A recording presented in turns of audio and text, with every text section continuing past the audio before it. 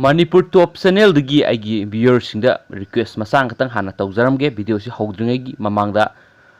mayamna nungsibiduna aigi video sibu subscribe tawdaba yawbiragadi singjo soiduna subscribe tawbiramo adukanda bell icon da nambiraba luraba matungda all notification da click masang katang nambiramo adukanda maramdi mayam nongmadagi video si mari mangagi sangda thagatpa yawi mari mangagi thagatpa sangda video si thagalakpa numit adugumba matamdadi mayamda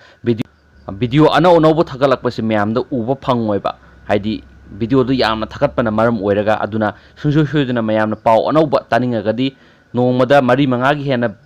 pauksi news update lakpa thagatpa taragadi mayamda soiduna yengnapagi damakta sungso soiduna mayamna igi channel sub subscribe to ulora matangda bell icon da nambiraga notification da alert toroga thambiyu mayam adu matamda mayamna igi video si hek thagalakpaga notification tholakani si haijage aduga mayam video si horakpoina handak pangthokhiba Board of Secondary Education Manipur gi class 10 parikha gi phal laukthoktringaida laibak thiba thogdo amada mereliana naduna laikhidrabi pisga kamai ngarang haidokhiba